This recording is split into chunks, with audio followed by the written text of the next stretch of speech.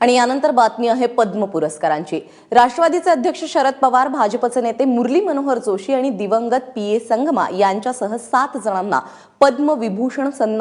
पद्मविभूषण या पुरस्काराने सन्मानित केलं जाणार आहे।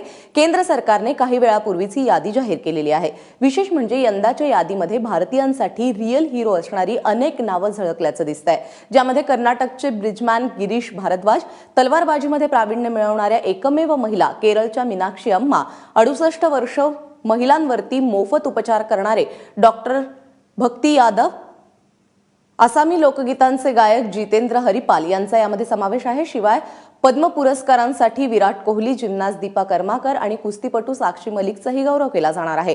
याशिवाय गायिका अनुराधा पौडवाल, कैलाश खेर यांना देखील पद्मश्रीने सन्मानित केलं जाईल।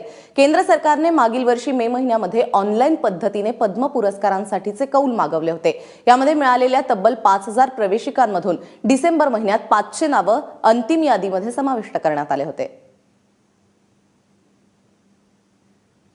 यंदा पद्म पुरस्काराने कुणाकुणाचा गौरव केला जातोय तर राष्ट्रवादीचे अध्यक्ष शरद पवार यांना पद्मविभूषण आणि गायक यांना देखील मिळणार आहे।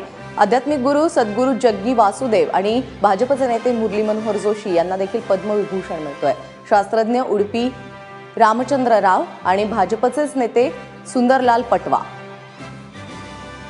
दिवंगत नेते पीए संगमा यांना देखील पद्मविभूषणने सन्मानित केलं जाणार आहे। पद्मभूषणचे मानकरी आहेत तेहमद उदवाडिया। वैद्यकीय क्षेत्रामध्ये त्यांनी मोठं काम केलेलं आहे।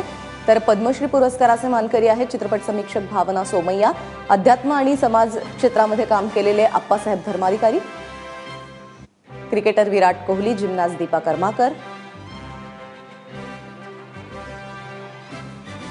त्याचबरोबर पैलवान साक्षी मलिक आणि दृष्टीहीन क्रिकेटर शेखर नाईक। प्रजासत्ताक दिनाच्या पूर्वसंध्येला दरवर्षी घोषणा होत असते पद्म पुरस्कारांची, तीच नावं आपण पाहतोय।